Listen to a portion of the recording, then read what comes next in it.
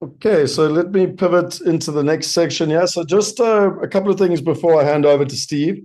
The first is that, funny enough, on the very day we had the mastermind in February, I we lost a really important person, and I know we spoke about it in the fireside chat, but because I only found out in the afternoon. But Clem Sunter passed away, and for those of you who don't know, he's one of the top 5 strategists in the world, but actually was probably the kindest man I know. He helped me write this book, Property Going Global. And I wrote a letter to him in November last year because I got hold of him in November to say, listen, let's plan because we did webinars every year, as you know, and let's start planning 2026.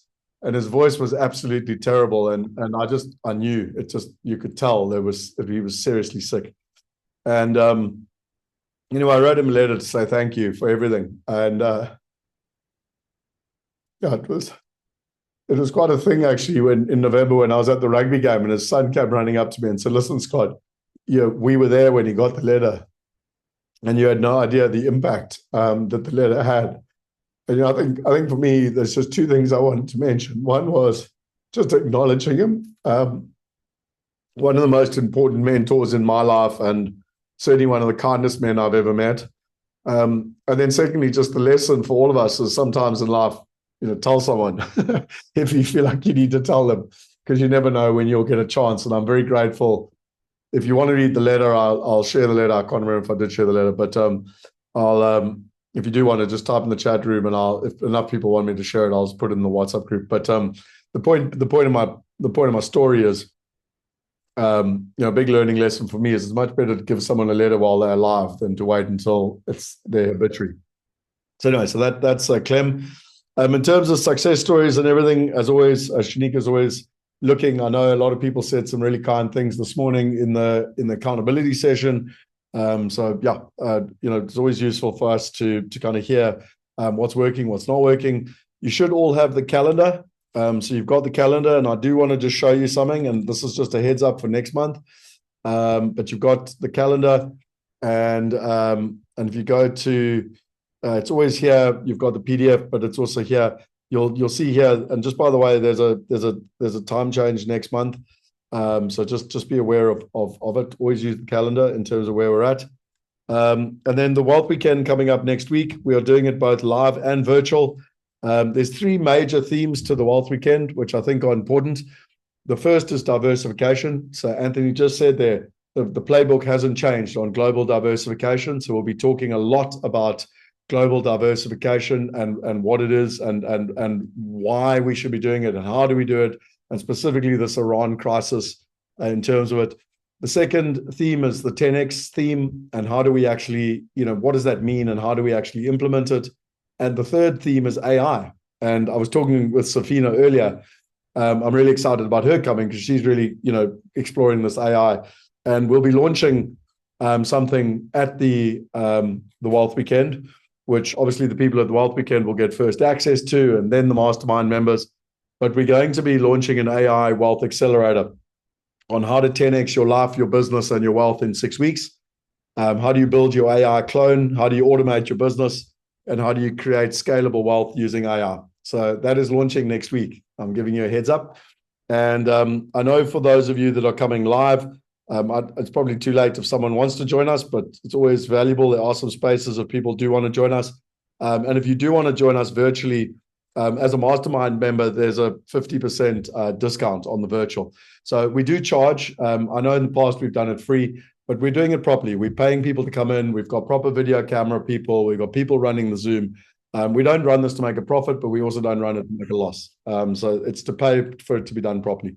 And then for those of you that are joining me on the personal growth journey for 3 days, 2 days, sorry, that's going to be amazing. So I'm really, really looking forward to that. In terms of it, the Investor Summit is funny enough how I met Steve. So, if you want to come and join me in September, if you enjoy what Steve's about to share with you, you'll see why I think it's so valuable to actually go to that. The buyer's trips, you can sign up for. The 10X we've discussed. I'm not going to go into this. I'll talk about this afterwards in terms of the different levels, in terms of, but in simple terms, the whole idea behind the AI Wealth Accelerator is to truly implement everything we're learning and to accelerate it. However, and I will put up a survey as I always do. But without further ado, I want to pivot to you, Steve. And for me, we met in June last year, and let me stop sharing quickly. And there were two things that intrigued me about you. Firstly, you had the book Cryptocurrency and Real Estate, and most people know that we actually brought out our own cryptocurrency in 2017. We were the first, to my knowledge, to do global diversification and property and stuff on the blockchain in 2016. And this whole tokenization space is something I've been absolutely intrigued by, but actually mortified by how long it's taken from a regulatory space. Because for me, the tokenization of real world assets, when I first learned about blockchain in 2014, was like a no-brainer. I was like, it's obvious, it's going to happen so quickly. And I can't believe we're still sitting here in 2026 and every person on the planet already is not, doing it this way. But from a regulatory and an incumbent bank perspective, it's been a lot harder than ever expected. However, saying that, I'm super grateful to have you here. And, you're one of the leading people in the space in terms of this tokenization of real world assets. There's, I've played everyone a video from years ago where Roger Hamilton said it's obvious that the tokenization of real world assets is going to happen. But what I think is truly exciting is what you're going to share with us now is that it's actually happening. And more importantly than just happening, how do we understand it and how do we participate? So without further ado, and sorry, one last thing, Steve, before I go, I don't even know what you call it. I want to call it a Texas auction, but I can't remember what you call it. But Steve also had this incredible auction process when we did the investor summit. And I would love to figure out a way to actually do that at the Wealth Weekend, Steve, because it was the most incredible way to trade things. So I maybe at the end I'll remind you just as a Q&A. I don't want to go away from the tokenization, but it's such a lovely way to get people to integrate and share all the incredible things we got in our lives. But anyway, without further ado, I want to hand to you and say thank you so much. And also for those who don't know, Steve's in America, so it's some crazy hour in the morning, and he's come to join us all. So really, really appreciate it. Well, thank you, Scott. That was a great introduction. I appreciate the chance to be here and to talk to all of you about something near and dear to my heart, which is real world asset tokenization of real world assets.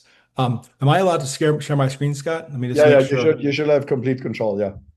Awesome.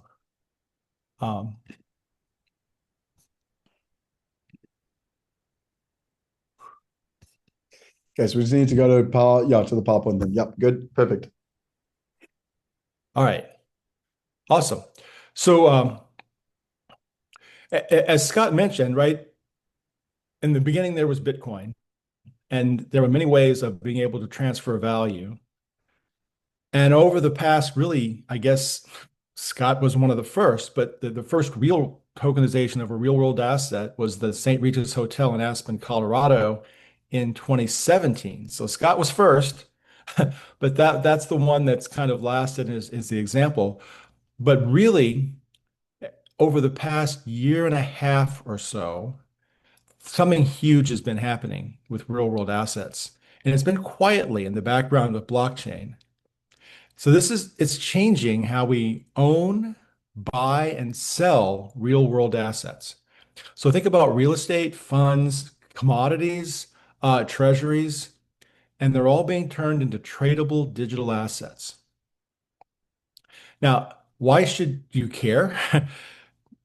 Because this tech is blowing open access to investment classes that used to be locked behind big gates. It means more liquidity, easier syndications, faster compliance, and a way to democratize ownership of assets that actually build wealth. So now, the past year has shown some amazing movement in this. I'm going to show some slides in a moment about just how fast and how big this is growing. But heavy hitters are starting to move in now. I don't know if people think about Trump, but Eric Trump is getting ready to tokenize his Maldives project. Ken Griffin is head of Citadel. He's getting ready to tokenize a Miami office building. Dubai is putting its property on real estate title on the blockchain. This wave is coming, and the early movers are going to ride it. So right now, and this depends on who you talk to, but we're sitting at around 13 billion of tokenized real world assets, up from maybe 2 billion 3 years ago. But those projections are that by 2030, that'll be 13 trillion. And those projections really range from about 4 trillion to about 34 trillion. So we're talking it's been more than 10x in the past 3 years, and it could be 1,000x in the next 4 years. So it's just starting to explode, but we're still very early on to it.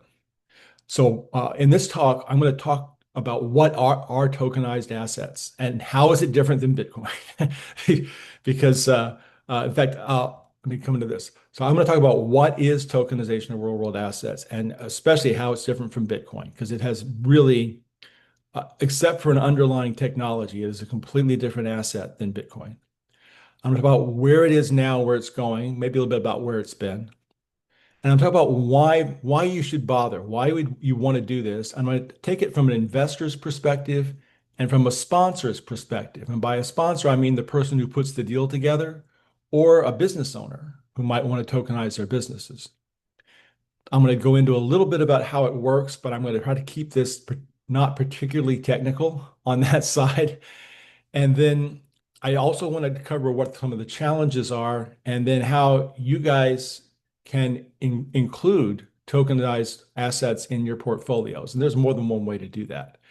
And I hope to do all this in about 60-ish minutes, 60, 70 minutes, and have plenty of time for questions. And I'm happy to stay as long as you guys want to do questions.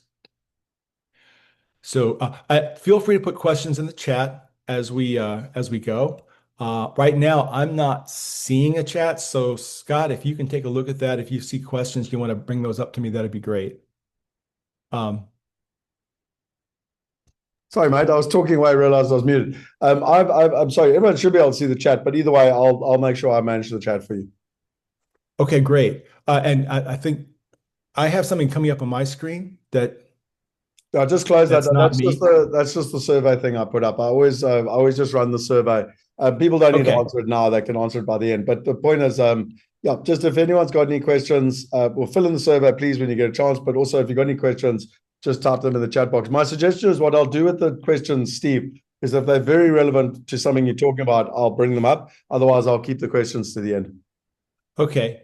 So no investor left behind, right? I want to go over a little bit of the different types of cryptocurrencies because I want to focus on ones that are different. So the thing you think of, I mean, most of you, I imagine, when you think of cryptocurrency, you think Bitcoin. And that's very, very reasonable. It was the original one. It's the biggest one. And there are a whole bunch of cryptos that are really acting as currencies. You can trade them. They act kind of like money. So Bitcoin and Litecoin, you'll see here, are doing that. A huge piece that's come out are stable coins. And those are sort of in between tokenized real world assets and currencies. So you can see Tether and USDC, that's the blue one with the dollar in it. Stable coins are where people have actually gotten some sort of backing, like a U.S. Treasury. So these two have U.S. Treasuries behind them, and they have enough treasuries to back their coins. So presumably you could trade in your token and get $1, right? You take your $1 token and you can get $1. And the idea was to keep the price of those tokens to match the price of the currencies. That's why they're called stable coins. I've never quite understood that because as the currencies devalue, I don't think of that as stable. Another big thing that's out there are meme coins, things like Dogecoin, and for those of you who are more 7-year-old boy type, Fartcoin, right? These are speculative tokens, right? That people buy and sell, and they're just speculating on the price. And then the utility tokens are very interesting because what they do, think of them like frequent flyer miles for an airline, where the airline issues you the currency, right? Your frequent flyer miles, and you can spend them at the airline for the things that the airline gives you, like upgrades or free flights. So there's a lot of opportunity to have cryptocurrencies that have value within your business or within your ecosystem. And all those are great. There's lots of those. Ethereum is actually a utility token. It's used to pay for the gas on the Ethereum and allow you to run Ethereum virtual machines. And the one in the bottom corner is Proppy, and they give you tokens that allow you to help do title work in the US, primarily in the US at this point. But they have some very interesting things there. But what we're talking about today is none of that.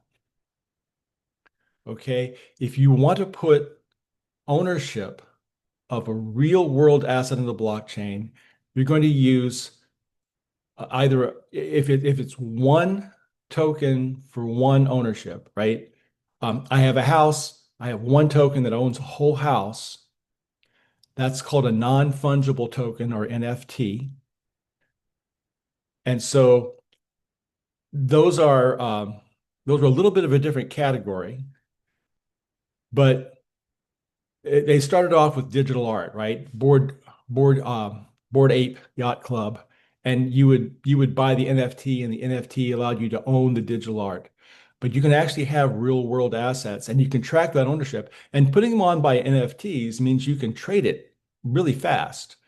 So where in most cases, buying and selling real estate can be a long, involved process, trading the NFT that owns real estate can be very, very quick. But now the real benefit comes when you have fractional ownership of something. So let's say that you have an apartment complex and you issue 100 tokens, and each token represents 1% ownership in the apartment complex. Well, that is in pretty much every place of the world a security token offering. So almost every place in the world, and especially in the US, and the US is what I know the best, so I can talk about, but I can talk a little bit more globally. Whenever you have multiple people investing in the same thing, and there's an expectation of profit, but it's going to be due to whoever's actually running that property, that's considered an investment contract and it's a security. And so in the US, you have to do a syndication. But in our case, you can actually do a security token offering, which is exactly the same thing as a syndication. But it has some benefits, which we'll go into. But this is the thing that we're really talking about with real world assets, because this is what gives you all the power of being able to buy, sell, and trade real world assets very quickly on a blockchain. So again, I'll spend just a couple of minutes on this. The blockchain is the underlying technology. It's really a distributed database. So a bunch of people maintain this database. And because a whole bunch of people are maintaining it, it's hard for anybody to come in and change the database. We're talking about what tokenization is. That's creating a digital, in this case, a crypto token that represents the ownership of something real. And where do you keep those? You keep those in something called a wallet. That's the metaphor. It's really kind of like a bank account that you put various kinds of money into, and the money can be real world assets. We're going to talk a little bit about a vault. And a vault is where you can put your tokens, you essentially lock them up so that they can't move. Well, that protects you from anyone taking them, but it also allows you to put them as collateral for a loan or for some staking sorts of things. And so there's a lot of terminology out there. Cryptocurrency refers to all of it, but it is especially focused on things like Bitcoin, right? A currency. A crypto asset, I tend to like using that more when I'm talking about an RWA. And a lot of people have trouble with the word crypto, so often we'll use digital asset. And so anything that's a digital token that can be traded, we think of as a digital asset. We've already talked about non-fungible token and security token offering and stablecoin. Just one little note as a sort of term of art. Typically, in cryptocurrency, if you are if you are part of a base level blockchain like a Bitcoin, and you are the thing that has the value on there, you're called a coin. And if you put your token on top of something else that's on another Bitcoin blockchain, it's called a token. And so that's why we call it tokenization, because you're creating tokens on someone else's blockchain. Let me go. An exchange is a place where you can trade things. And we tend to think of primary and secondary exchanges because when you have an investment contract, there's a lot of restrictions often on the persons who can buy it at the beginning. But those restrictions often go away when you get into a secondary market, when the investors sell their investment to someone else. And then the very last couple of things, an oracle is something that gives you information, and particularly like pricing information. So, what is the value of this? Or oracle gives you real world information that helps you decide what to do with digital assets. And then a lot of talk is there about keys. All of blockchain and all this is based on public key cryptography. And you end up having a public key, which is your wallet address. And you have a private key, which is something only you know. And usually it's like a 12-word phrase or it's a password. But having those keys, I mean, whenever you hear about that thing, if they say not your keys, not your coins, if you don't have the password, you don't own the tokens. So a little bit of a terminology lesson there so we can all have the same thing. But as we go through it, if I use the terminology in different ways or if I use a new term that we don't know about, please feel free to ask. So just as a there's really, sorry, Steve, Scott. just on that keys thing. Someone posted something yesterday of who owns all Bitcoin in the world, and 7.5% of all Bitcoin worldwide is lost because people have lost their keys. So that's true. The value of it is billions and billions of dollars. I'll share it in the WhatsApp group for everyone, but I just thought I would mention how important that is.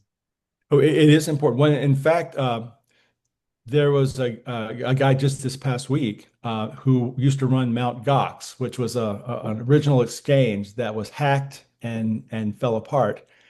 And he was trying to put a proposal in that they would do a one-time change because there's one wallet that stole about 79,000 Bitcoin way back in the 2014s, 2015, something around there. And they know where it is. They can see it's there. They think it's dead. And he was wanting to actually have a one-time change to move those tokens into another wallet so they could repatriate them to the original owners in Mt. Gox. And that was shot down because if you do that once, how many times can you do it? You don't want to make a precedent for that. Yeah. So again, we talked about NFTs being a single token. One token owns one thing. And that is called tokenization.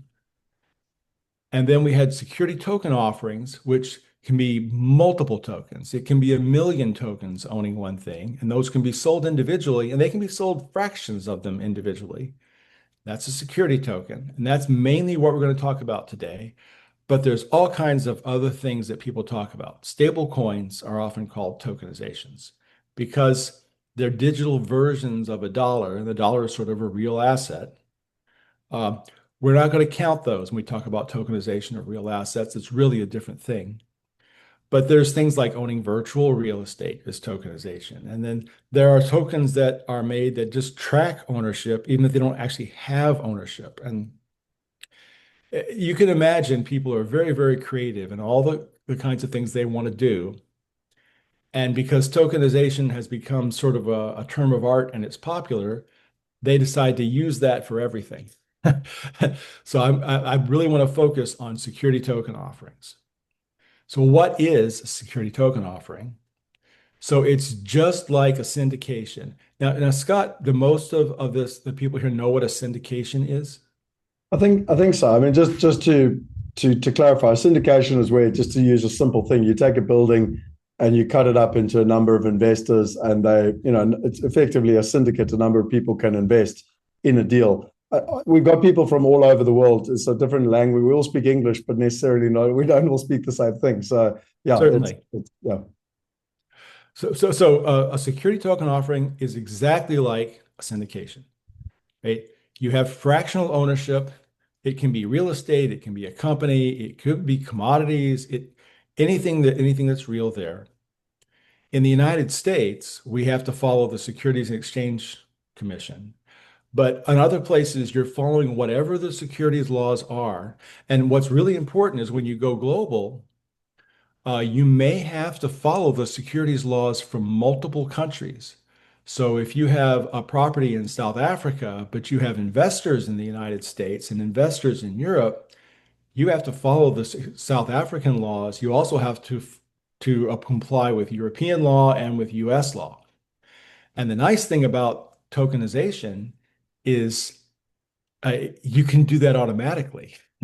It's easy, actually. Most security token offerings have a general partner, and the general partner is the person who has to manage that you're actually running the company, or you're managing the real estate, or you're the person who actually has custody of the commodities. Okay. And then you have limited partners who are investors, and they come in and they invest and they get benefits, but they don't get control of anything.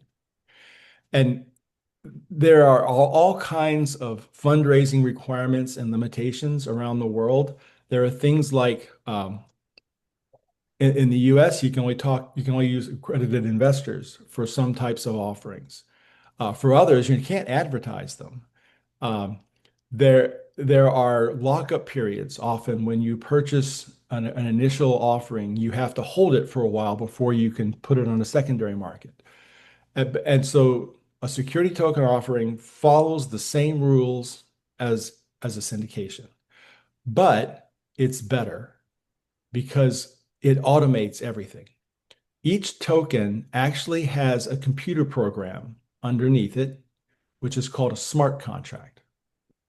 And this smart contract, it automates all the SEC rules, it automates the transfers, it enforces all the limitations, it does everything you want to do there. And when you actually want to pay the investors, right now, a syndicator, if they want to pay the investors, they probably got a spreadsheet and they might go off and send 100 wires to 100 different investors.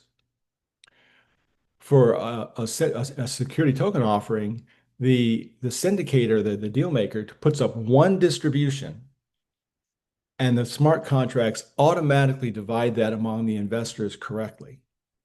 So that's faster, easier. It just makes it much more reliable. Another thing about security token offerings is um, you can prove you own it. If you look at your wallet address, you can go onto a public blockchain and you can see that your wallet address owns those tokens. Whereas with a standard syndication, you might get a paper certificate from the company, or you might just be a line on their spreadsheet. So there's also the potential. It's always been true with a syndication that the investor could sell their interest later, often after a lockup period. But it's never been possible. You could want to sell it, you could be allowed to sell it, but there's just no way to do it. When you turn this into a security token, it's easy to make a marketplace where you can actually do those tokens. And then there's all kinds of other things you can do. So you can get liquidity on your investment. In a typical syndication, your money is locked up by the syndicator for 3, 5, 7, 10 years. I heard of one case, it was 40 years. Well, I don't think that was the intention at the beginning. But with a security token offering, you can allow those investors either to sell their tokens later, or they can actually get loans secured by their tokens. So now they can leverage a token, stay invested, and go into something else. And these are things that you can't do without doing this as a security token offering. So essentially, bottom line up front, you get more liquidity. And whenever you add liquidity to investment, you tend to increase the value and you have much better automated management. Those are the really three key things to think of when you think of tokenization of real world assets. So let's look at tokenization. And Scott, this starts way after you started, right? This only starts in 23. If you look in 2023, you had about 2 billion, a little bit less than 2 billion in real world assets tokenized. And this is showing it being around 20 some billion, but that top this top area here is all US Treasuries. And that's most of that's BlackRock, just so you guys know. But this has gone from about 2 billion up to, in this case, it says like around 25 billion. And if you look down at the bottom, you can see US Treasuries is the biggest piece. Things like private equity and real estate. Private equity was really the biggest a few years ago, and it's gotten bigger, but it hasn't really gotten bigger the way everything else has gotten bigger. But you can see this is a rapid rise. But now, who's doing this now, right? We have BlackRock, the BUIDL fund and Circles funds. The U.S. Treasuries are now around 10 billion. Frank Templeton and Fidelity, they're doing money market funds. Almost all major banks and institutions, they're hiring people to create their tokenized asset divisions. So Citibank is doing that, but Wells Fargo, if you have a big name, the chances are you can go and find job postings for them for tokenized assets. Citadel, which is Ken Griffin, they're getting ready to do this, and Ken Griffin's doing an office building. New York Stock Exchange is planning for 27 blockchain-based trading. NASDAQ is trying to do this. Eric Trump is doing this. We've talked about all this. This is all in the past year to year and a half. All of this we're talking about here is in the past year and a half. So this is huge. The institutional players are starting to look at this. And what they're talking about, the reasons why, and in fact, like, why are they doing this? Well, part of it is that they're finding that it's faster, cheaper, and more efficient to run their funds on blockchain than to run it the way they're doing it now. And it's all efficiency and cost. So that's why the institutional adoption is going on there. But these drivers, we're getting past blockchain interoperability, which I won't go into too much here. And the biggest drivers that we're hearing about are regulatory clarity, because while it was always kind of clear that if you obeyed the existing securities laws, you were fine, there's actual acts and legislation that's coming out. The MiCA in Europe has come out, and then the US has the Clarity Act, and they had the Genius Act. So we're starting to get governments to sort of officially approve these sorts of things, and that's just making it easier for institutions to say yes. And the expectations are really that this could be 30 trillion by 2030. And that curve is very steep. So who knows, 2035, 2040, the move is for everything to go on chain here. So why would an investor care? If you're an investor, why does this make a difference to you? And the first and biggest thing is that you can get access to high quality investments like a $1 billion Miami office building or apartment complex or a hospitality center. You can get access to some of the best funds and private equity. These were reserved for high net worth investors or for people who knew people.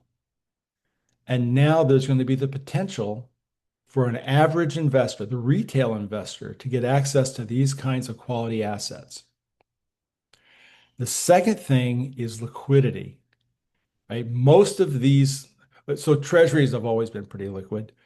And if you're doing that, that's fine. But if you want to do real estate or commodities or private equity, where smaller businesses, you could not get access to those, but you couldn't sell your investment. when you came in, you were kind of locked into that investment until the company owner or the real estate owner would either refinance or sell. You were stuck. But now you can sell all or part of the investment, and you could never get you could never use the equity in the tokens. So if you invest, $5 million into an apartment complex and that money's tied up, you can't do anything with that 5 million. But now when you have tokens, you will be able to get a loan secured by the equity, not secured by the real estate directly. So and also for those people who are already invested in crypto, it's much easier to use leverage on your existing crypto assets. So a lot of Bitcoin people have decided, hey, good, we never want to sell our Bitcoin. They bought it, they bought it at 1 and sold it at 20, and now it went up to 120, and they say, I'm never going to sell again because it's going to downturn, but it's going to go up much, much higher afterwards. So what the Bitcoin holders want to do is they want to lock their coins up in a vault. They want to get a loan secured by their Bitcoin, and they want to use that money to invest in, say, digital real estate. So this is much easier to do when you're doing a tokenized offering. Now, another thing about investors, you can prove that your ownership on a public blockchain, which you couldn't do with a regular syndication. But let's suppose you're old school and you don't want to deal with this crypto stuff. You don't have a wallet. You're not technologically savvy. You can treat this investment just like any syndication. You use a custodian. So the custodian holds your coins or your tokens, and then they just pay you into your bank account whenever you get a distribution. So you don't see any difference at all between this and a regular syndication. So you can still work with old school people who want physical checks or they want stuff going into the bank account. And all you've done is you've made your accounting faster and simpler, and they still get to act exactly as they did before. So you can treat this in an old school way, even while having all the modern advantages behind it. Now, if you're a sponsor, if you're a deal maker, if you're a guy who puts together real estate investments, or if you're a person who owns their own company, why would you do this? So first is who. So if you're doing a new syndication, you definitely should consider tokenizing it. It's going to be roughly the same cost. It's going to be roughly the same everything, but you're going to get some of these advantages of automation. But if you have an existing syndication, you can generally convert it to a tokenization if you want. With your existing investors, you'll issue them the cryptocurrencies, and now they can get liquidity potentially quickly. But there's other good reasons. And when there's an estate, I'm not sure how many people have been involved in an estate where the property is divided among, 4 children who can't agree on anything. Well, this now you can divide the ownership into tokens. Each of these the heirs can do what with their tokens what they want. They can sell them, they can keep them, as long as you have someone who's actually managing the property, so it doesn't get into disrepair. It's all being used.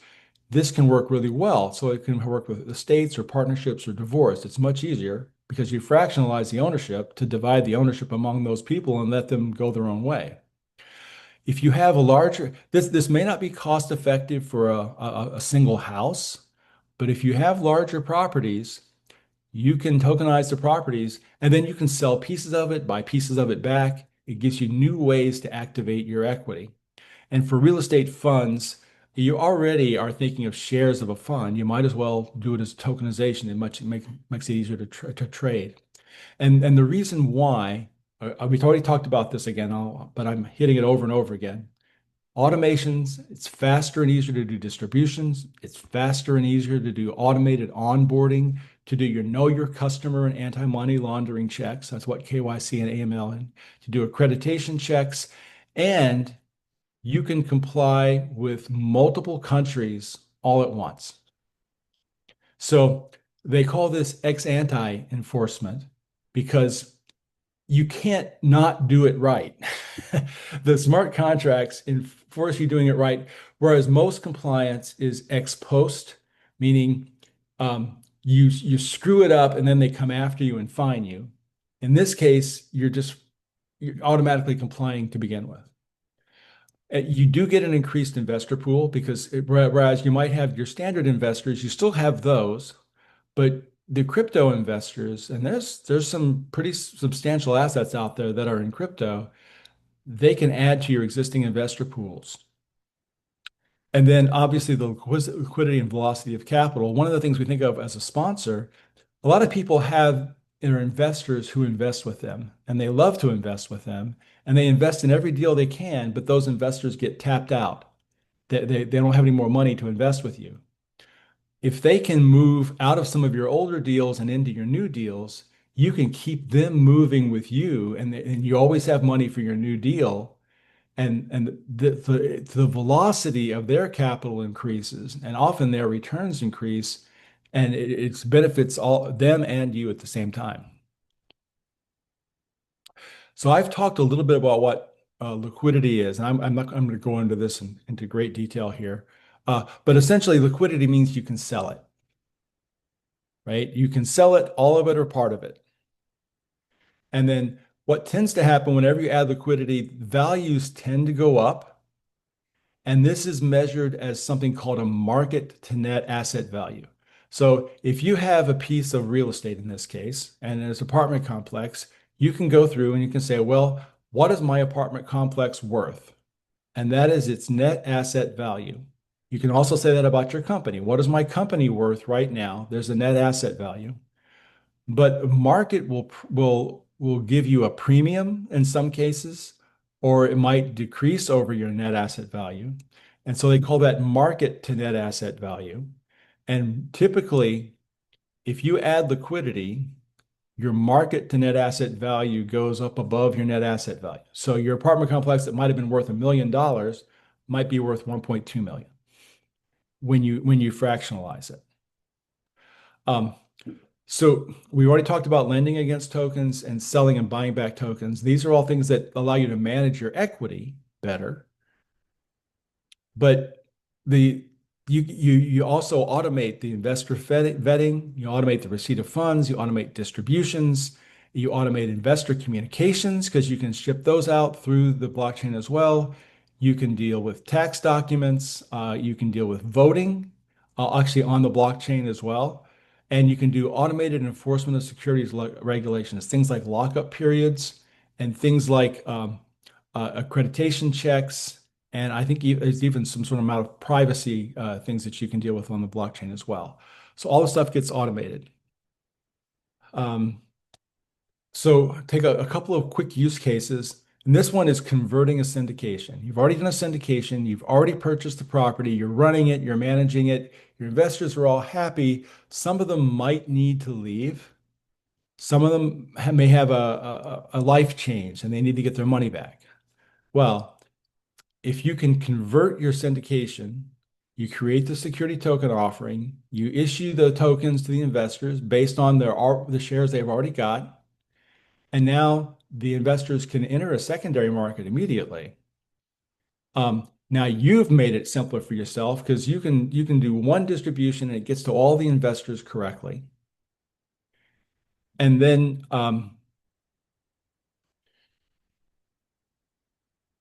there's all those kind of benefits happen, and those happen very quickly in this case.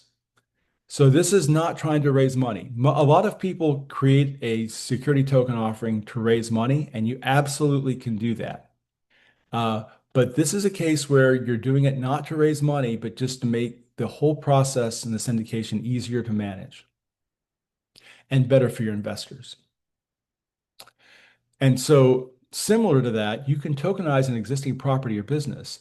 Now, let's suppose that you own a business and you would like some better ways to manage your cash flow. Well, you can tokenize your business, and now you can hold on to the tokens right now. Maybe you don't want to sell any right away. Maybe you can sell them to accredited investors, or you can hold them for the whole lockup period, and then you would be able to sell them to anyone. But now you have a new way of managing cash flow. Instead of having to go out and get a loan for your business or issue a bond, this is almost like issuing a bond. Uh, you can actually sell tokens, and then just like a company will do when they're flush with cash, they can buy tokens back. So you can sell some of your equity, buy it back. That gives you other ways of managing your equity, gives you other ways of managing cash flow. And especially in an environment when credit markets seize up, this gives you an alternative form of cash for your business. It's essentially like a poor man's public offering. But after you've held it for a year, it works similar to a public offering, but it's still legal and it's much simpler and much cheaper. So if you want to create a tokenized offering, and for full disclosure here, I have a company called Grotto LLC, which we're just launching now. So we're very, very new into this. But this is the process that we're laying out and creating for our company. The first is the design, okay? Which jurisdictions do you touch? Where are your investors coming from? Where's the property?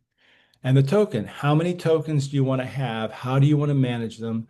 What are the restrictions on the tokens? Do you want to keep, say, anybody from having more than 20% ownership? Or do you want to have a minimum amount of ownership? And then what are the compliance that you have to do to make this all work? We do all this design, and then you implement the design. So we create and test the tokens. So this all practices this in a sandbox so we can make sure everything works correctly. And we also create any new companies or entities, and we create any securities documents that we have to create. And almost everywhere, you're going to have some form of securities document. In the US, it's either a subscription document or a private placement memorandum or both. But in other places, sometimes it's just an investment description. And then you may have to do some sort of licensing or some sort of registrations for your securities. And you also prepare investor materials, which are things like marketing materials and descriptions and projections. And then you launch. And then from then on, now you can raise funds, you can issue tokens. As after you have the investors in there, you may do distributions, you may do investor communications, and then you can create and curate secondary markets. And so so the design and launch is pretty fast. This can be done in just a couple of weeks. The biggest and the longest pole in the tent is usually creating the securities documents. But we typically think of a design and launch as maybe 30 to 90 days. And then the management is the entire life of the fund. So for as long as you have that open, the management occurs. So I apologize for this slide. I do not mean to scare you. This is, but what I want to show you is sort of a full ecosystem, all the things that you have to do to make a tokenization work. So the boxes that are in green are the investors. And so you have the sponsor, the person who's putting the deal together, the person who owns the company, the person who's going to run the real estate. And then up here on the left, you have your initial investors. These are the people that you would normally go to for your syndication. Okay. And then your security token offering, which is the main piece of it, you have to be able to create, burn, or delete and manage the tokens. For the investors, you do your investor checks, know your customer, anti-money laundering accreditation, and then there's probably a custodian who's going to handle the tokens for the investor just to make it easy. Sponsor has the whitelist management is more or less once you do KYC AML accreditation and the sponsor approves you, you're approved to buy tokens. And so that's what the whitelist management is. There's also the fund management and of course the security docs. And this section, it's a little bit complicated, but not terribly complicated. But the second half of it, the secondary market, you have a secondary market which maybe have to be regulated. In many places, it has to be regulated. But there's other things here. There's the opportunity to have really detailed property data on this. And that's one of the things that we're focusing on and what we're creating. You can have as-built floor plans for real estate. You can have all the history. You can have all the operating parameters. For the company, you can have all the company financials. You can have investments. You can have all the old company docs. All this data is typically lost. I mean, someplace somebody has it, goes into a filing cabinet somewhere, no one ever has it. If you put it on the blockchain and tie it to the tokens, this data can be preserved and used. And then you also have the idea that if you're going to a secondary market, people have to figure out how much should they pay for it. And so you want things like net asset value estimates and token ratings. Well, for a typical syndication, especially say for real estate, and I come out of the real estate world, which is why I use that as an example a lot. Most syndicators will do an appraisal when they buy it. They'll do an appraisal when they sell it. They'll do an appraisal when they refinance it. And in between times, what's it worth? Who knows? But if you want to have a secondary market where you're trading in these tokens, you need to have net asset value estimates for price discovery. And there are actually companies out there that will rate tokens in the same way that bonds are rated, like AAA, B, whatever. And so having token ratings that rate your team and your asset are some things that can also help enhance a secondary market. And another thing that's really important with the secondary market is that you got to be able to sell the tokens. And sometimes that means having a market maker come in and provide the liquidity. So if you're confident you can sell your tokens, you're more likely to buy them. So having liquidity increases confidence and it really makes for the market there. So the question you have then, I've colored these boxes because for a point here. If you look at the dotted line that comes down through here, almost every security token offering, and all the companies that are out there doing it, and there are now tens of companies out there that do security token offerings. They do everything here to the left of that dotted line, except for what's in gray.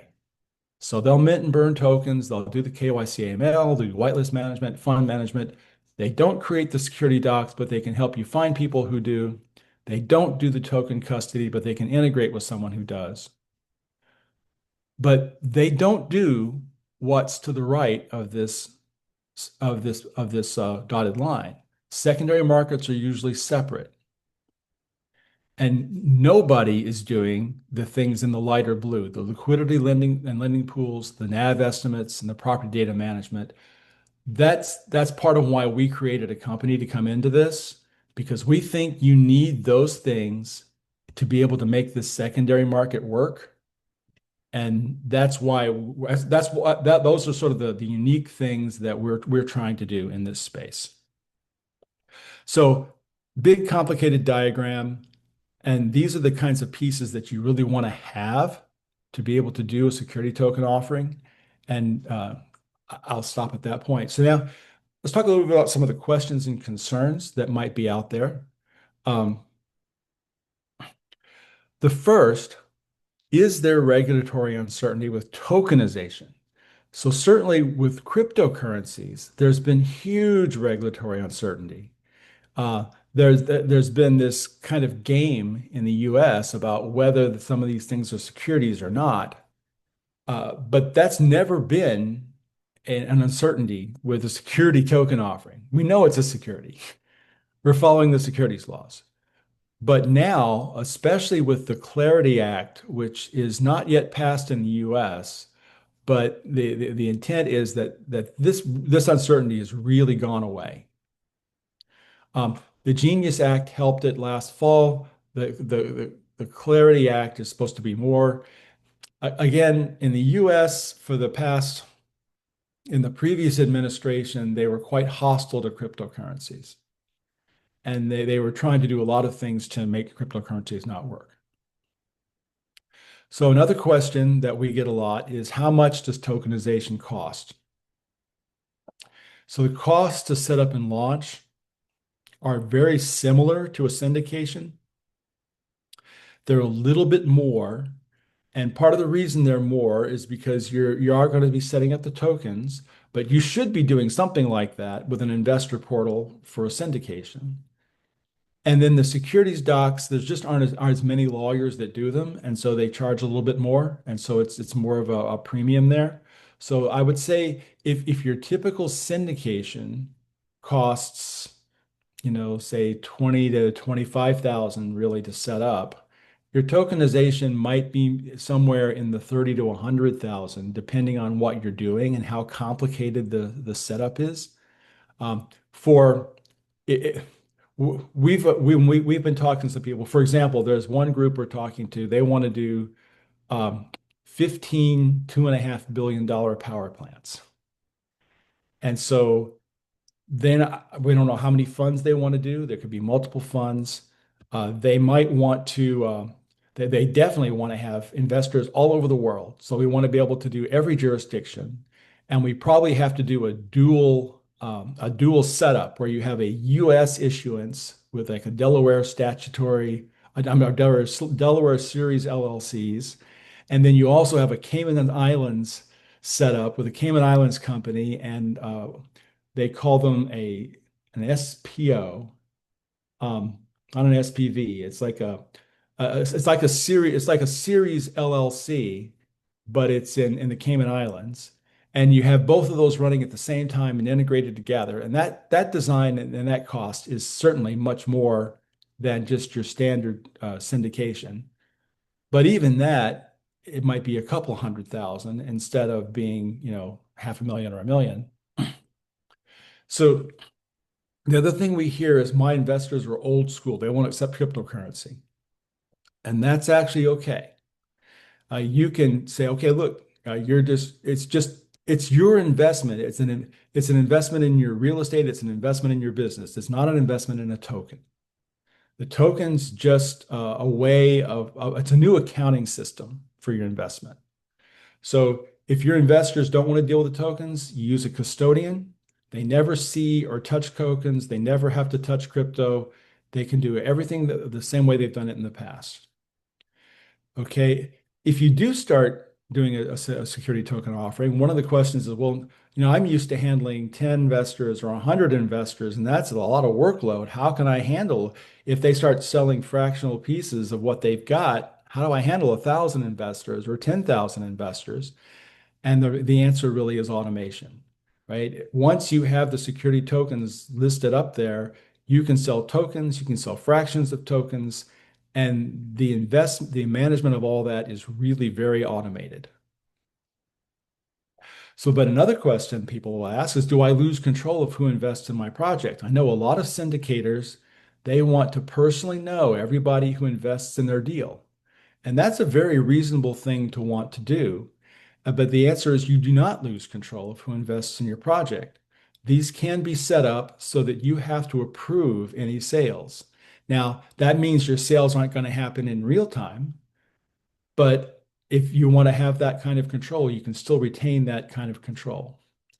And then the last thing we're hearing is that, gosh, this is technical. I don't know crypto. I don't understand it. I don't really know how to make this work.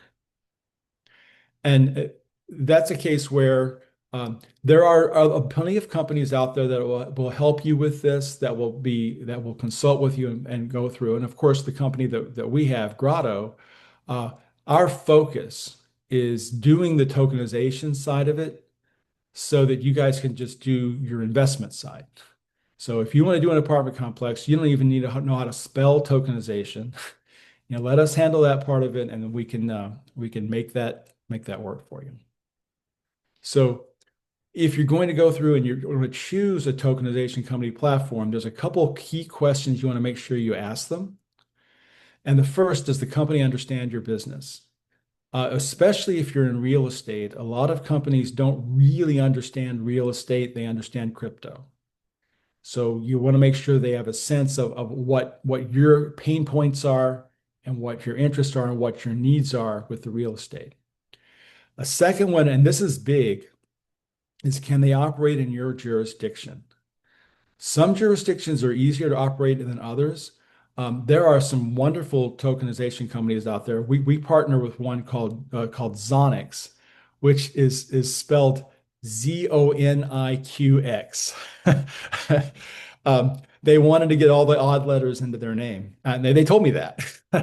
Uh, but they'll operate, I think, in 16 different major jurisdictions. So I believe they operate in South Africa. I know they operate in Europe and US, but there are especially some many companies. I'll say maybe 70% of the security token offering companies uh, do not claim compliance with US. US has been one of the biggest challenges.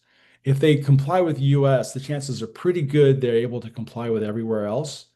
But you might want to ask them if you want to have US investors, they have to comply with SEC. So you'll want to make sure they can do that. And then the other thing is which services do they actually provide? All the security token provider companies will do security token offering creation. Most of them, I would say there's maybe three or four that actually will also incorporate a secondary market. Most of them don't. Most of them kind of leave that up to you. None of them do continuous net asset value, but some of them will do like a yearly or a quarterly net asset value. Most of them don't do securities documents, but they all know people who do securities documents. They can usually guide you there. Some of them want to give you what they call a white label platform. So they'll set it up they'll give it to you. Now it's your job to manage it. And that may be what you want to do, and that can be very effective. I mean, it isn't that difficult to do. But if you don't want to do that, you want management support, you might ask what they do. Almost none of them do liquidity pools. So they won't, even if they had a secondary market, which most of them don't, they don't help provide that liquidity in the secondary market. And there's ways of bringing in other investors who will just invest in the liquidity. So they'll bring in the money.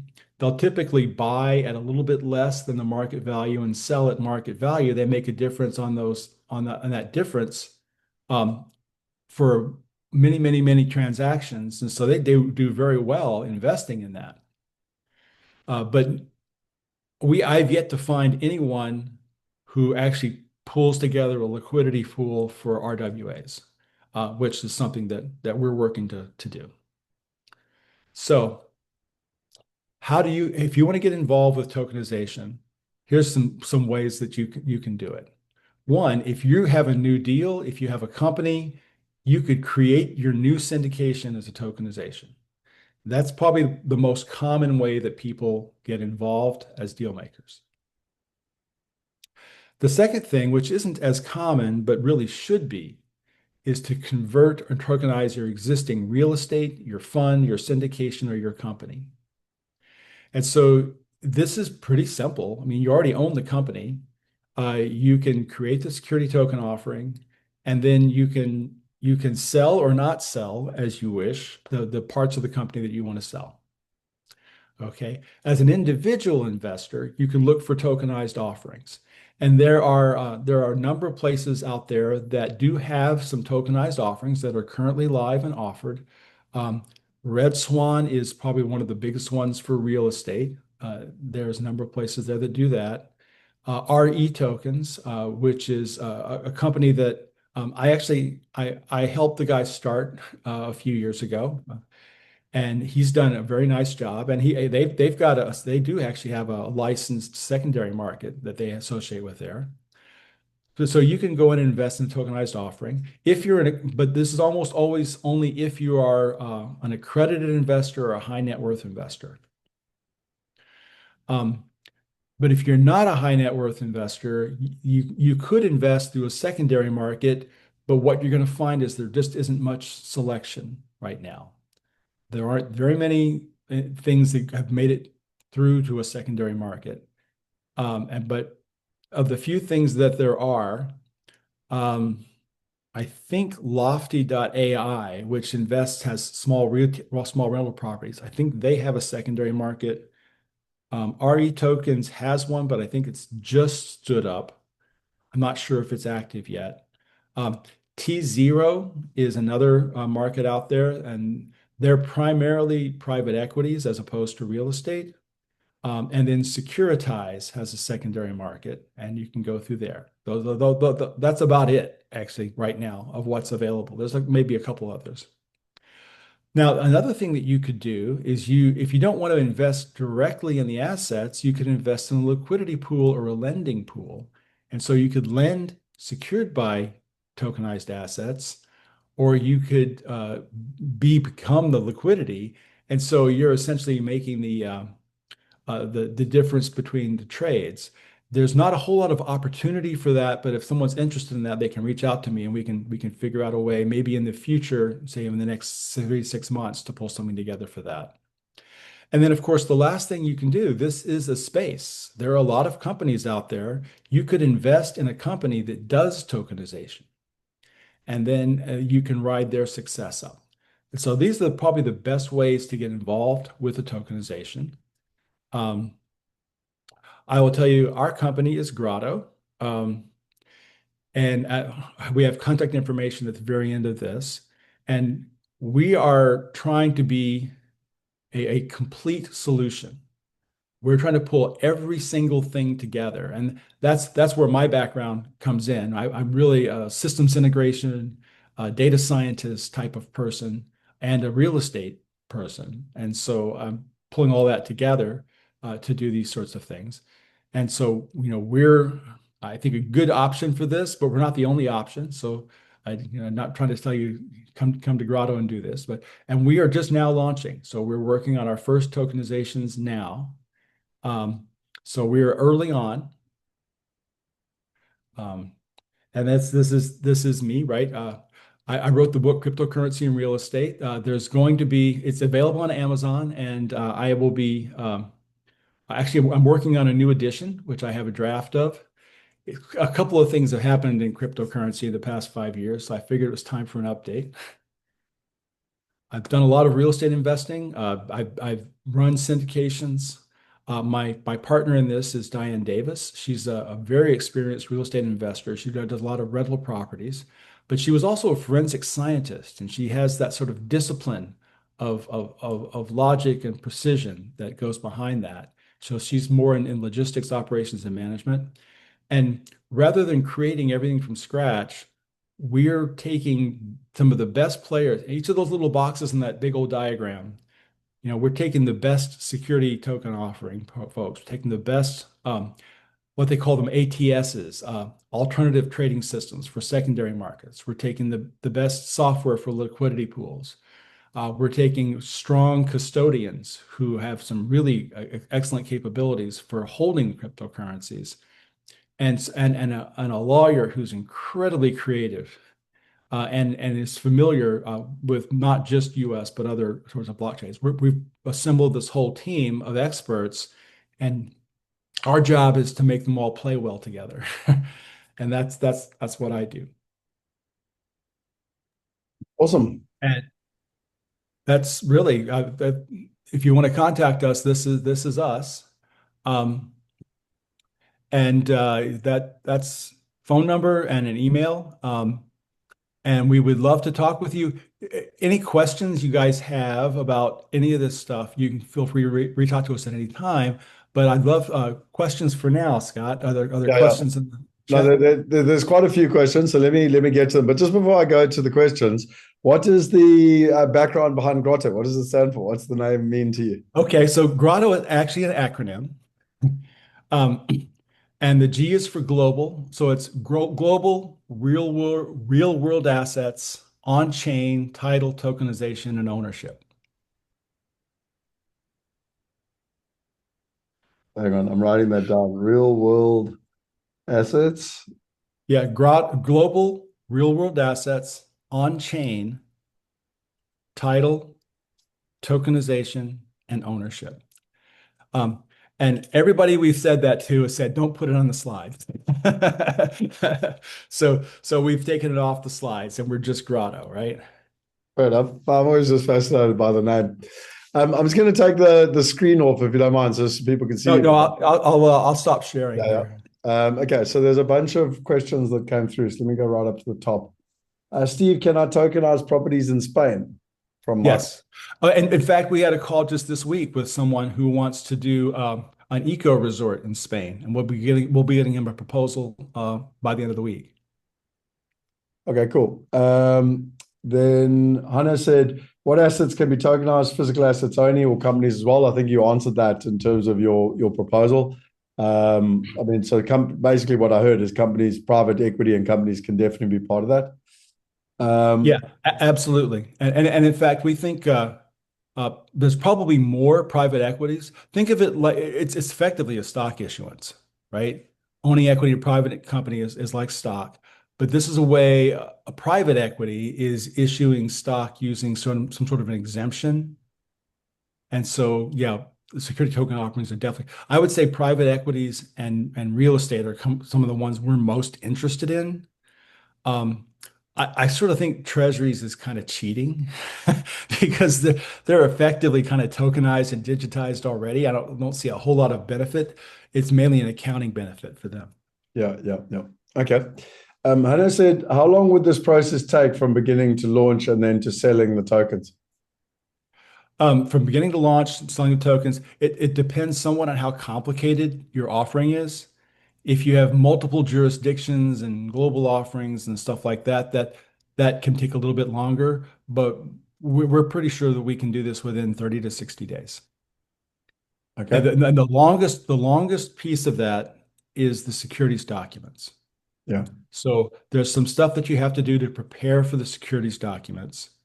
And then, we're not lawyers, right? We engage lawyers on your behalf, or we will work with you to work with the lawyers that you're pulling together.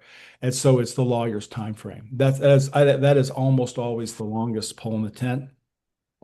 But I would say almost anything we could do in about 60 days. And just my interest, because as you know, I was very involved in the space with utility tokens and security tokens and everything. I mean, this is still being based on on securities law, okay, in terms of it. So technically nothing's changed. Is it the Clarities Act and those type of things that are making this far more accessible in the last year and a half? What has fundamentally shifted in the last year and a half that is making these STOs so popular? Well, I think it's been building for a while. There's been a lot of there has been a lot of regulatory clarity. I mean, the MiCA was what, 2 or 3 years ago in Europe. The Genius Act came out. The change in administration in the US was a big deal. Yeah, yeah. The Biden administration was actively hostile to cryptocurrency. They tried to freeze out banks that did any work with cryptocurrency companies. Um, and the Trump administration has been friendly to it. So that is one big deal in the US. And I hate to say it, but the US has a lot of influence in markets. Oh, So completely. When we did our launch, it was like you'd rather have a bloody terrorist than have an American citizen. It was easier. Like it was, you know what I mean? It was terrible. exactly, exactly. So the regulatory clarity is part of it. But I think what's happened is some of the institutions have started to figure it out. They're like it's like turning an aircraft carrier, right? It takes a long time, but once you're into the way, you can't stop it. Yeah. And so I just think they've taken some years to figure out exactly how they're going to do things. And now that they're starting to launch, um, they're that momentum is just it's irresistible. So I think that's part of it. And once they come in, it goes big really fast. Yeah, yeah, got you.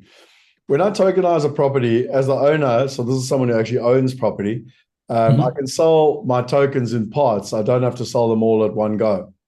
That is absolutely true. Okay, and then what is And that's one of the reasons to do it, right? Let's say that you have a business in this case, and it's worth, $1.5 million. And so you tokenize it, and maybe you do 1.5 million tokens. So that each token's worth $1 at the beginning, right? That value will change with the value of the business. And you don't want to sell any part of your business. But now you come up and you think, oh, I've got an opportunity to expand my business, but I need $100,000 or 100,000 euros or whatever it is. Go sell 100,000 tokens. And then you expand your business becomes more valuable, and now maybe your tokens are more valuable. But now you get some cash in, and you say, well, gosh, I'm going to go back and buy back some of those tokens and buy back some of my ownership, just like people do with stocks. Those kinds of things are all possible once you tokenize.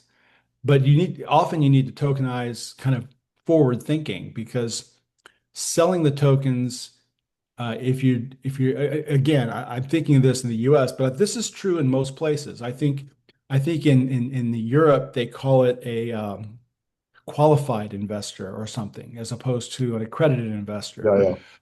But most places have some sort of restriction on who can invest in an initial offering, and most of those restrictions go away after a lockup period.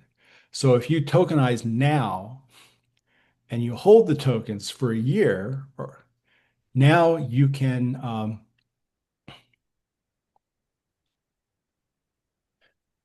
uh, now you have full flexibility in how to sell them. So it's kind of prep work for being able to sell those later. You don't have to sell them all at once, and you don't have to sell all of them. You can keep them all. I'm seeing right now in the chat, it's ZONYQX. Yeah. Yeah, I'll sorry, I'm higher up. There's lots more. So that's fine. Jeff said liquidity in private equity in a private equity environment is a game changer. Gavin said, He's right. yeah, no, completely. Do you buy and sell the tokens through exchanges? So most crypto exchanges cannot buy or sell securities tokens because most of them are not licensed to sell. This gets complicated, but it's actually worth addressing a little bit. There's three kinds of secondary markets. So we can sell the tokens through an initial listing, and those initial listings, you're the issuer, you have all the tokens, you're the one who's actually selling them. So you have the issuer exemption, you can sell them. So there's no way we don't have a licensed exchange to be able to sell the initial listings. Except that if you're a third party and you take transaction fees like a Coinbase or a CoinDesk or whatever, you have to be a licensed securities platform, what they call an alternative trading system. So most of the crypto exchanges can't put security tokens on the exchanges. So you need to be a licensed ATS.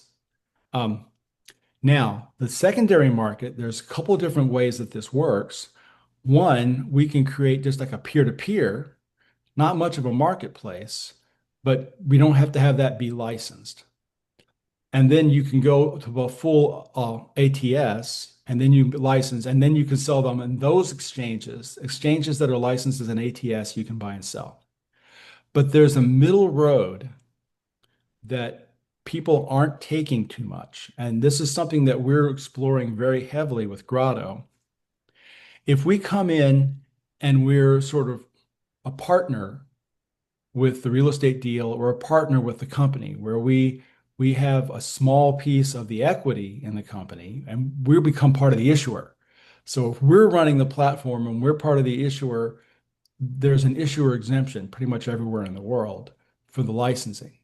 And so we think there's going to be a way to do a decentralized marketplace that doesn't have the heavy regulatory burden of an ATS, as long as either we don't take a fee, or we're part of the issuer, or we have some sort of ownership issuer kind of access to it. So we're looking into that, and that's one of the ways that we're looking at working with people. But so it's a kind of a complicated answer, but a lot of the exchanges can't sell security tokens because they don't have a license to sell securities. And then the ones that do, those are like the T0, like the securitized, the RE tokens. There's a few more out there that are if you look for ATS, licensed alternative trading system, those are the ones who can sell security tokens. Cool. Awesome. Thank you. Just by the way, that's exactly what we have on our platform. Like we could have a secondary market tomorrow morning, all the tech's built, but it's exactly the same thing. You have to basically be like a stock exchange, which So we can allow a secondary market, but we're not, sorry, we're allowed an off-platform secondary market, but we're not allowed to do it using Yep, technology. exactly. Boom, boom, boom, boom. Okay, we answered that one. Special SPV, we spoke at Zonex, we spoke, we've sorted. How do you value, how do you set the value of the property? Okay, so we were talking about the net asset value calculation, right? So um, valuing companies, valuing properties, valuing debt, all these things can be done. Um, but it's complicated. We're planning to use artificial intelligence for the real estate side, and we're going to create a net asset value. The data is usually out there.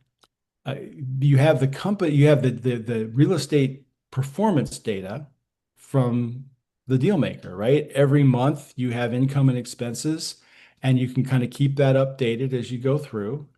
And then you can always check market data. What are the cap rates that are out there? What's the market bearing? And then you can calculate a property value from the income expense and from the market cap rates. And so if you do that and you have that going as a regular basis, now you can do net asset value, and then we can publish that net asset value. So when we publish that, that's called an oracle, right? We're giving you pricing information that you can take a look at. And then we don't just say, okay, the value of the apartment complex is 1.3 million. We say, hey, it had net income of this, and the current market cap rates are this. And so this is the valuation range. We might give you a valuation range instead of something else, and that allows you to discover price so that you can do a secondary market. But no one's doing that right now. There are companies out there that have gone through and they're looking at automated underwriting or automated appraisals. And we're trying to leverage those companies and the data they're having. In fact, we have a call on Monday with a company that does that sort of thing. We want to leverage those capabilities and then tie them to the security tokens so that we can give you a net asset value. Now, for companies, that's a little bit different, right? It's usually like a price to earnings ratio, but there's all kinds of ways of estimating the value of companies. And we'll also use artificial intelligence, and we'll probably provide more than one answer. Some people prefer to use fundamentals, some people use momentum, right? And those sorts of valuations.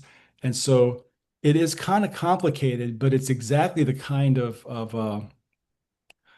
question that an AI is really good at answering, Yeah, because AIs are really good at things that are complicated but not complex. I want to write that down. That's good. Yeah, well, complex is more intuitive in some sense. It's very hard for AIs to do things that are complex. But things that are just complicated, there's a whole bunch of detail and you have to put it all together. AIs are fabulous at that.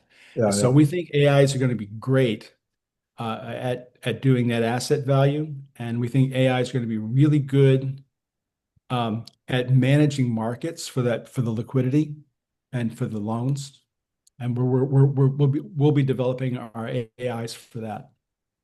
Awesome. For Briley and Alistair, you're both at the Wealth Weekend next weekend, so you can chat about Zimbabwe together. You're both Zimbabweans.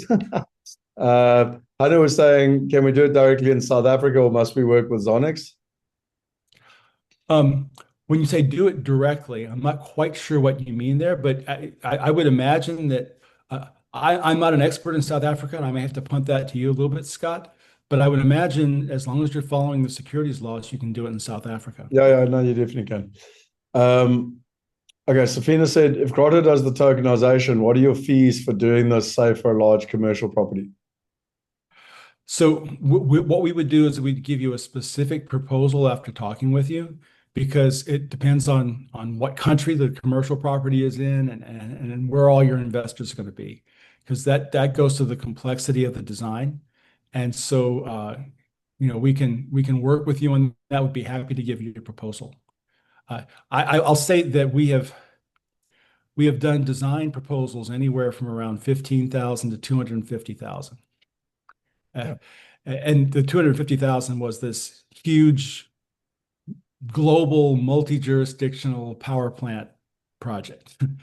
And they weren't going to blink at 250,000. Yeah, yeah, yeah. Awesome. Okay, well, I think we've gone through all the questions. I don't think there's anything else. Steve, I just want to say from my side, I think just a couple of things that I found today, which was really interesting to me. One was that, in the last 18 months, the space has 10x, but over the next 10 years, it's going to 1,000x, literally from 4 years. Was that 4 years? Oh, wow. Okay. By 2030, yeah, 2026, we're more than halfway through the decade. In 4 years, we think that's going to 1,000x from today. Wow. And then the other thing I really liked is what you said about an oracle. I hadn't heard that before in the space, and like you said, with AI and being able to gather the information, etc. That's really really interesting in terms of the overall process. I mean, I think it's actually interesting, yeah, because it's a term that I've only started hearing fairly recently, but it's becoming very popular. So think of an oracle as something that provides real world information into the crypto space. And that, of course, we're going back to the Oracle of Delphi, that's where the metaphor comes from. But yeah, the idea that it's used especially for pricing information, because how do you get pricing information for a lot of cryptocurrencies? A lot of it's really kind of garbage. but for real world assets, they're thinking, okay, well, how do we take that real world information and we inject it into, it's especially when it comes into smart contracts, because if you have a smart contract that executes automatically, you need to know when to execute automatically. And so it's an oracle that tells you, say, either what the price information or that something has happened in the real world that tells you to execute the contract. And that's where that kind of comes from. No, that makes a lot of sense. Awesome. Well, look, I really, really appreciate it. I just want to share. We always kind of finish these things with a little. So there's a couple of things that I want to share. One was there's a blockchain video that I'll share with people that is a very simple little blockchain that I always enjoy. I will be later tonight when we go through this. So I got the right PowerPoint up. Yep, here we are. And a number of people have reached out, Steve, and said, "Hey, how can we connect, etc., etc." So I'll make sure, as an example, Michael and whatever, I'll make sure we connect in terms of that process. Great. Well, I will talk more about this tonight, and specifically around the difference. If people want to read the difference between core, elite, and legacy, there's a whole document on that.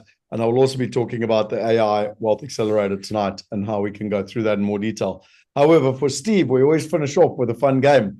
And it's, what did you think of the session? So, one or two words, 3, 2, 1. What did you think of the session? Just type in the chat box. Always fun to blow up the chat box and see what everyone thinks in terms of the process. So let's just see here, Steve. I'll stop sharing quickly. So we've got overwhelming, fascinating, into some new thing, profound, awesome, mind-boggling, enlightening, mind-boggling, interesting and confusing, very interesting, opportunity, boggling for the ancients, all new to me. So interesting, mind-blowing, exciting times ahead, insightful. So yeah, some fantastic. I've been looking at this for years, finally something that works. So Michael's a big property investor in Europe, Spain specifically. But anyway, I'll connect you guys in terms of that process. Curious about the practical implementation, something new and a lot to think about. So yeah, as always, our whole focus, Steve, is to try and bring people, here that are not just sort of authorities in the space, but also doing it. There's no point in learning the theory without actually being able to practically do it. So I think in terms of moving forward, I really appreciate, coming and sharing with the mastermind. Obviously, you and I can talk further. If there's different people that are interested, I can connect you guys. And then, there's a number of opportunities where, Steve will be doing assets. We might, my brain's going crazy in terms of what we could even do. Because just to be clear, Wealth Migrate effectively tokenized properties 10 years ago. We just put it on the US dollar. So you invest in effectively in $10 segments of property, basically. And I don't know if people know this, and if you don't mind, just for your sake, Steve, I'm going to share this actually. But if you go here, and I go to the platform, and if I log in, everyone hopefully knows this, but just in case they don't, and I go to any of my investments on the platform, so I go down to my portfolio, and effectively I can pick any one of them basically. But if I just go to one of the ones here, so let's just say this DWD one, I can go down here and I've got all of my investment files. So it's just generating my file. So this is that ownership that Steve was talking about. You can literally go through. You've got absolutely everything here, all owned. Basically you've got your entire ownership structure. In terms of so again, exactly what Steve said. It's all built. It's all done. You've got it all. The only thing that's different for us, which is very frustrating for us, is we were all on the blockchain. We even could accept cryptocurrency. We could do everything up until 2019. When we moved to Lemonway, which is the biggest digital wallet provider in Europe, and their regulation and their 5 incumbent banks behind would not allow us to be involved in crypto in any way. So we actually had to go off the blockchain and tokenize it based on effectively the US dollar in terms of it. So it's frustrating because the technology is there, but we actually had to move away from progress, not towards it, in terms of where things are going. And what excites me now is with this massive trend, as you say, around securities tokens, it's going back in the right direction, which is exactly where it needs to be. So yeah, thank you very much for sharing. I really appreciate it. Oh, you're welcome. And with institutional involvement, it sort of gives other people permission to be able to do it. Yeah. So I think that's going to make a huge, huge difference. But most of the institutions are going to focus on the things that were already easy to do, like treasuries. Yeah. And I think the real big hit here is going to be in things like real estate and private equity that were illiquid and are illiquid. And there's going to be a game changer there. Yep. No, completely. Well, I mean, that's ironically, that's what I've been trying to do for 10 plus years with effectively commercial property and private equity. And it's effectively things in the primary market that aren't on the stock market already, so I completely agree with you. I think it's where the space is, and it's also the space that most of us don't have access to, where the real money is being made. Right. So I did share this with Garth Wellman, the founder of co-founder and CEO of Calio, and I told him about this. So I'll definitely share the recording with him, because it's something him and I have been talking about a lot in terms of that process. So anyway, what is the time there, Steve? Just as my interest. Right now it's 5:17 a.m. Awesome. Well, I don't know if you're going to go back to bed or wake up, but sorry for messing up your day in terms of it. But I really appreciate you getting up early and sharing with the community. As you can see from all the chats, people are really impressed with everything you've said. So I really, really appreciate everything. Well, I appreciate everyone's attendance and their willingness to listen to something completely different in this case. And I hope that it can be effective for them and their portfolios. And I think I'll finish with one thing before Steve jumps.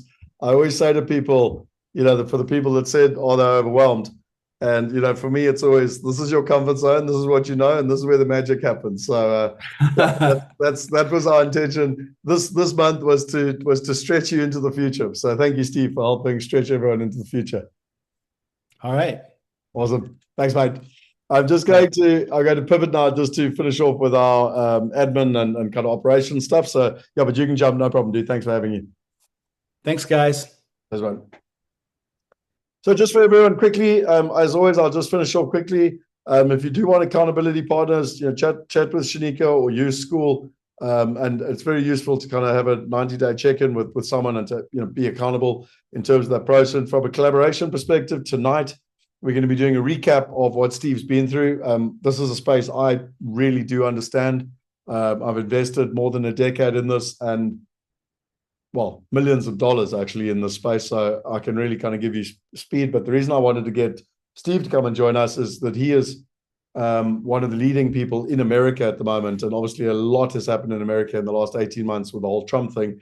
And I'm not up to speed with that. So it's really useful to hear what he's doing. In terms of the Wealth Weekend, I repeat, we've got it literally coming up starting next Wednesday afternoon, and you can attend virtual. Again, all you use is the discount. I will put the link in the WhatsApp group. You just use the discount link global. And I'll also send out a School link just to make it easy for everyone. I know a couple of people paid full price already. We'll just refund you. It's fine. I just shared with my team that I think it's important that the mastermind people, get extra value compared to the people that aren't part of the mastermind. So there's that. And again, there's three major themes for the Wealth Weekend. It is diversification and everything Anthony was pretty much alluding to today. It is the 10X principles and how do we implement it. And it's AI and everything that's happening in AI. So it's about launching AI, life, and wealth. So it's about putting it all together in terms of that process. And then if you don't know the dates, that's your October time. In terms of the mastermind core, you should all know how the platform works. If you don't, a reminder that Alex is live every Monday to go through Know Your Numbers and every Wednesday to go through how the platform works. And again, the difference between Wealth Migrate and Private Wealth Global is just if you're wanting to do tranches of $50,000 or more, there's a 50% discount if you use the Private Wealth Global platform, whereas, Wealth Migrate is from 10% in terms of the fees and stuff. The resources, I do always remind you of the resources here, and hopefully people know where to find them and use them. But if you go to the classroom and you literally go to start here and you got the resources, then everything is here. I will add the Eddie Perino thing here. I've made a note to add that for you. And then the other thing which is useful, which I've now made available in the Private Wealth Global, so you don't have to go and look for it, is the Wealth Transformation Pack. So this is actually summaries of all the sessions that I've had with Anthony and everyone else. And there's 6 major parts: mindset and purpose, your core wealth principles, your passive income and psychology, your investment vehicles and strategy, advanced mastery, portfolio planning, and then your big picture, your future, and your legacy. So, and there's just a bunch of white papers there. They're short, they're easy. You can go look around and find something which is of what it is you need. In terms of a book review, I've now moved on from the 10X is easier than 2X. I'm reading the next book, Who Not How. So, that is part of the whole 10X Elite, which I am implementing. So that's the book I'm currently doing at the moment. I am going to send an email out. A couple of people have asked me about this. So I'm actually going to send out an email of how people can invite their friends if they think this is adding value to their, to themselves, etc. But in simple terms, you can invite people to the Wealth Weekend, to Wealth Going Global, to the Wealth Accelerator, to Know Your Numbers. There's a whole bunch of different options. But just reach out to Shanika if you need any help with that. And then WhatsApp. You'll notice in the last month, Alex and Shanika have kindly cleaned up all the WhatsApp. A lot of people were frustrated with all the different groups. So we've got 2 channels now. We've got the Wealth University channel, which is anything to do with the Wealth University. And we've got the Wealth Migrate channel, which is anything to do with deals. So you just, you sign up to those 2 links, and then you can basically leave all the other groups. If you want kind of motivational stuff and kind of interesting stuff and anything that I find, then I put that in the Wealth Hackers group, which you've automatically got access to, but it's our paid for group. And then finally, you got the Mastermind group, which I try and keep things just related to the Mastermind. So people don't get caught up in the noise. So there's only 2 groups that you kind of need to be part of: the Private Wealth Global group and the Mastermind group. The Wealth Hackers group and the Private Wealth Global Mastermind group. And then those 2 are channels. And then just in terms of the bonus, business masteries here, again, I get asked this every month in when I do the coaching, but it is down here, Business Mastery with Tony Robbins. It's an incredible resource of business skills in terms of what you're looking for. And then under the Mastermind 10X Elite, just a reminder that our first meeting is going to be the 25th of March. So I did do a poll, and everyone said they want to do it on a Wednesday around lunchtime. So we're going to do it going forward consistently on the last Wednesday of every month. And the first focus for this month will be on identity. So we'll be going through the whole identity upgrade, what it's been like. I've had amazing sessions with people one-to-one. I know it's had a big impact in my life personally. So that's what we'll be focusing on in month 1. In terms of the contact details, you guys should have Shanika's contact details. Alex and I are working closely together, and Shanika is very much becoming the patriarch of the whole mastermind community. So, and doing an incredible job at it. So, in terms of that process, and then in terms of Wealth Migrate, next month we are looking at multifamily deals. So Bruce Saunders is coming. He did do it 3 years ago for us. He's probably the man in America that I trust more than anyone else, literally singly. I've done over $100 million worth of investments with him, and we have only ever won. He has an impeccable track record. He's an ex-South African chartered accountant, but been living in Atlanta since 1999. He's built his own business. It's an incredible track record. And he's going to be taking us through America, property, multifamily. What do we need to know? What's happening? And that's next month in April. He refused. Steve kindly agreed to wake up early. Bruce said no. The earliest he can get up is 6 a.m. So you'll notice that next month the time has changed slightly. Paolo's actually leaving for Europe on Friday or Saturday. I'm not sure which day it is, but anyway, it's the end of this week to go and set up. So it's the last chance for people if they want to participate and get involved in the Calio tranche. He's literally going to get it all set up. Now he's going to spend a month in Europe getting that all sorted. I will talk more about that at the Wealth Weekend as well. And then I've already spoken about Bruce Sanders. It's the 16th of April, and just reminding you that the time will be 2 hours later. 2.5 hours later. Yeah, 2.5 hours later. And then the fireside chat tonight, we'll be reviewing today, and we'll be getting momentum. So that's all about something that came up a lot in the coaching session this morning was if people are feeling stuck, how can they get momentum? What can they do? What are some of the skills and resources they can use to get momentum in terms of that process? So I'll chat about that tonight and really get that process going. And that, ladies and gentlemen, is that. I will see you at the fireside chat. If hopefully you all come join the conversation.